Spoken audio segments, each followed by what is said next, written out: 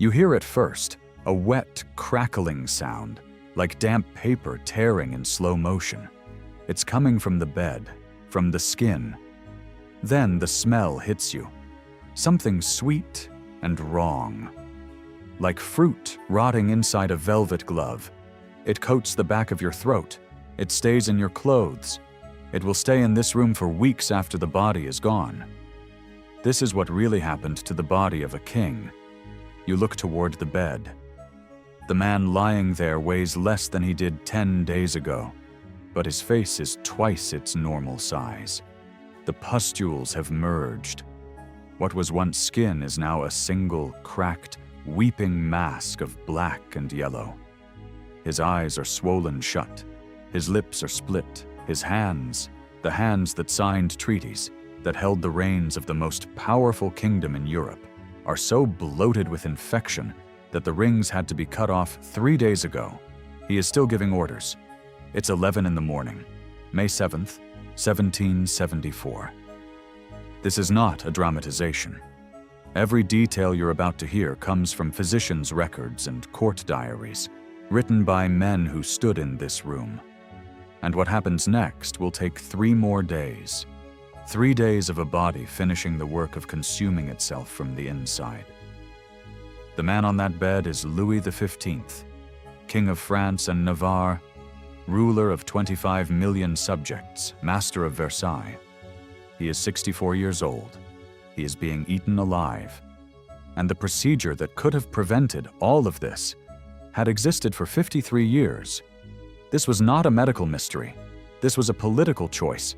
This was routine in 18th century Europe.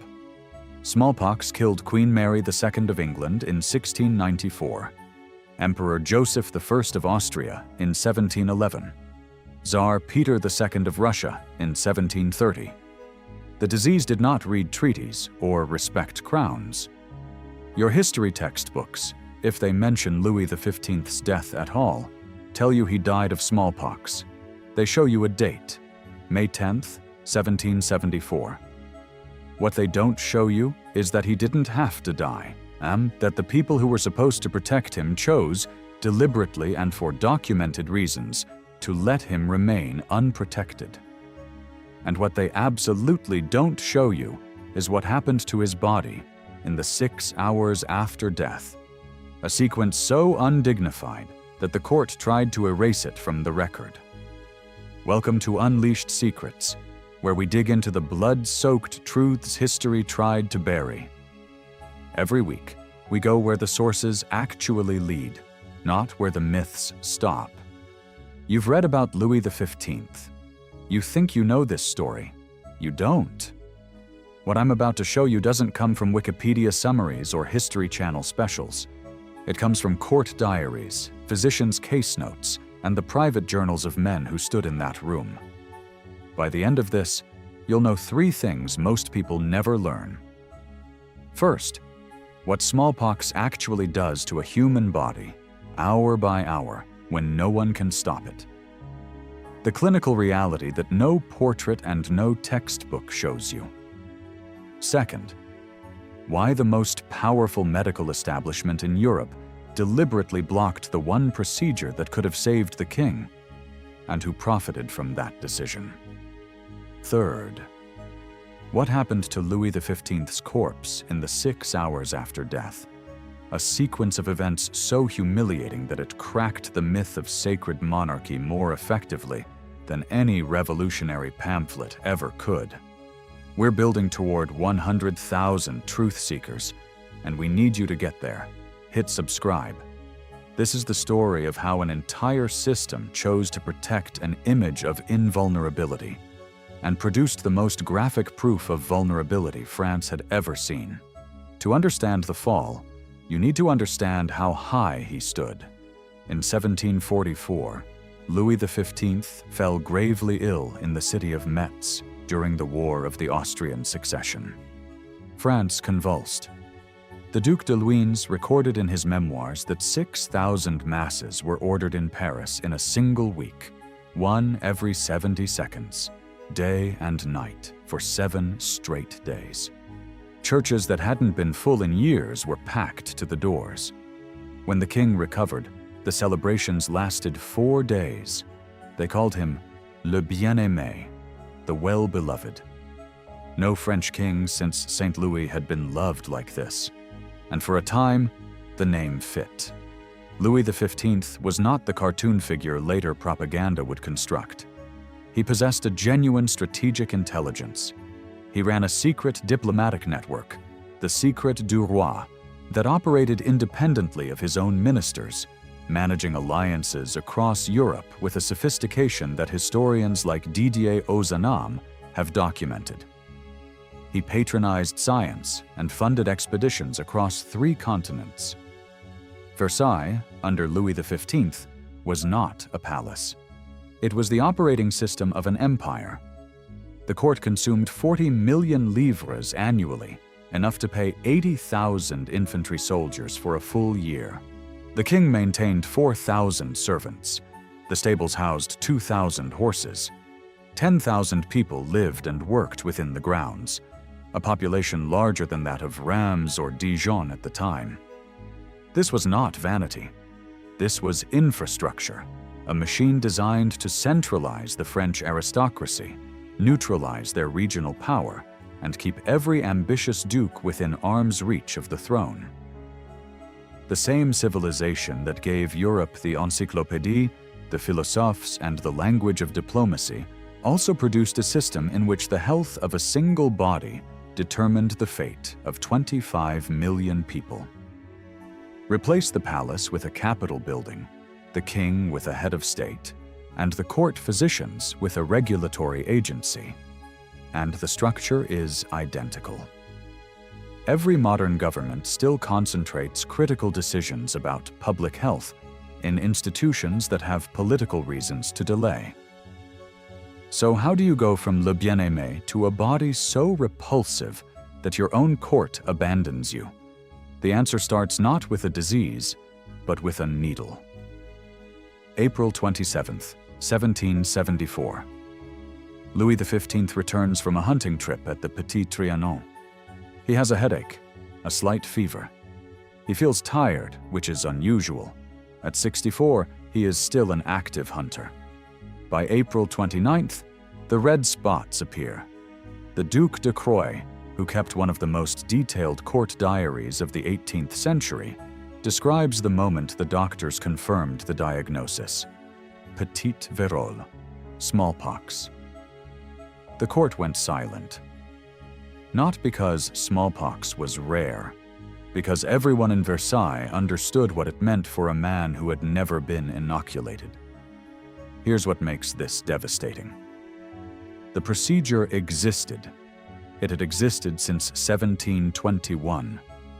And the reason it hadn't been used was not medical, it was political. Lady Mary Wortley Montagu had observed variolation in Constantinople in 1717 and brought the technique to England. By 1721, controlled trials on 6 condemned prisoners at London's Newgate proved it worked. All 6 survived and were pardoned. By 1724, British royalty was being inoculated. Voltaire, who had survived smallpox himself in 1723, wrote in his Lettres philosophiques in 1733 that the English were saving thousands of lives with a procedure the French were too proud to adopt. This wasn't one doctor's mistake. This was institutional policy, debated, voted on, enforced for decades. The Faculté de Médecine in Paris had formally debated inoculation multiple times and blocked its adoption. The arguments were medical on the surface. Inoculated patients did die at a rate of perhaps 1 in 200. But the resistance was structural. The faculty controlled medical licensing in France. Inoculation was practiced by outsiders, surgeons rather than physicians, foreigners rather than Frenchmen. Accepting it meant accepting that the establishment had been wrong for 40 years. Read that again. The institution that existed to protect health chose to protect its authority instead. And it wasn't just the physicians. The clergy argued that inoculation interfered with divine providence. The court had political reasons. Each faction, Guillotine, Maurepas, Dubarry, feared the consequences of a procedure gone wrong more than the consequences of no procedure at all. If the king died from inoculation, someone would be blamed. If the king died from smallpox, that was God's will. And this wasn't just informal resistance, it had legal teeth. Under French medical law, the Faculté de Médecine held exclusive authority over what constituted legitimate practice within the jurisdiction of the Parlement de Paris. In 1763, the Parlement formally suspended all inoculation pending further review, a moratorium that effectively made the procedure legally impermissible in the capital and its surrounding provinces. The same legal framework that was supposed to protect the public from quackery was now protecting the public from the cure. A surgeon who inoculated a patient in Paris risked prosecution. A physician who recommended it risked his license. Under this system, the king's body wasn't just politically untouchable, it was legally unreachable. The most disturbing part isn't that they refused. It's that refusing was considered the responsible choice, the conservative, prudent, cautious position. This was policy. This was consensus. This was normal. Modern historians use the term sacred paralysis to describe this phenomenon, when an institution becomes so invested in its image of infallibility that it refuses the measures that would save it, because accepting those measures means admitting vulnerability. Louis XV's body was, by doctrine, sacred, touched by God at coronation, capable of healing scrofula by the laying on of hands. You do not pierce sacred flesh with a Turkish needle. You do not treat the body of the Lord's anointed like the body of an English merchant's son. And so the sacred body was left unprotected. What happened next took 13 days. The medical records, compiled by the court physicians and later analyzed by Pierre Darmon in La Longue Traque de la Variole, allow us to reconstruct the progression with clinical precision. Days 1 through 3. The fever climbs. The king sweats through his sheets. He is lucid. He asks about state affairs. Days 4 and 5. The eruption. Red papules appear on the face, the arms, the trunk. In confluent smallpox, the form Louis contracted, these papules don't remain separate. They merge. Days 6 through 9, the pustular phase. The papules fill with thick, opaque fluid. On a normal case, they remain distinct, each a small, contained blister. In confluent smallpox, they fuse into sheets. The Duc de Croix writes that by day 7, the king's face had become unrecognizable. The features had disappeared beneath a continuous, swollen mass of infection. And the smell. Croix writes about the smell, that same sweetness from the opening of this story, now unbearable. The putrefaction of dead tissue beneath living skin produced an odor so powerful that a valet collapsed at the door. Candles were kept burning around the clock, not for light, but because the flames were believed to consume the noxious vapors. Think about what this means. This was the same room where ambassadors had knelt, the same bed where the king had received ministers, the same air that had carried the most powerful political conversations in Europe now carried the smell of a body decomposing while its owner was still alive. Meanwhile, the world didn't wait. In the 9 days it took the pustules to merge, British children were being routinely inoculated at 5 shillings a procedure. In Vienna, Empress Maria Theresa, a smallpox survivor herself, had already mandated inoculation for the Habsburg family. France alone, of all the great powers, refused. And here's the detail that makes the French refusal almost unbearable. 6 years earlier, in 1768, Catherine the Great of Russia had faced the exact same calculation. Her court physicians opposed inoculation. The Orthodox Church condemned it. Her advisors warned that if the procedure killed the Empress, it would trigger a succession crisis. Catherine overruled them all. She secretly summoned Thomas Dimsdale, an English physician, to St. Petersburg. He inoculated her on the night of October 12, 1768. She developed a mild fever. Within 2 weeks, she was fully recovered. She then had her son, Paul, inoculated. Then she made the procedure available across the empire. Catherine had risked her life and her dynasty on a needle, and won. Louis XV's court knew this. They had access to the same physician, the same technique, the same evidence. They chose not to act. The irony is precise. The monarch who ruled the nation that called itself the most enlightened in Europe died of the disease that the barbaric Russian Empress had already conquered by choosing courage over image. Days 10 through 13, the hemorrhagic phase. The pustules bleed internally, the skin darkens to black. The Duc de Croix recorded that the discoloration progressed from the face downward until the king's body appeared entirely dark. We'll never know for certain what Louis XV experienced in those final hours. But what we do know from the physician's notes is that he remained intermittently conscious until near the end. On May 9th, he reportedly looked at his own arms and said, according to court physician accounts analyzed by Pierre Darmon, words to the effect that had he been at Metz again, he would have handled things differently. That was his last recorded moment of agency. A man looking at his own destroyed body and speaking not of God or glory, but of regret. May 10th, 1774, 3:15 in the afternoon, Louis XV dies, but the worst part of the story, for the monarchy, was about to begin. Here's one detail I haven't mentioned yet, and it changes everything.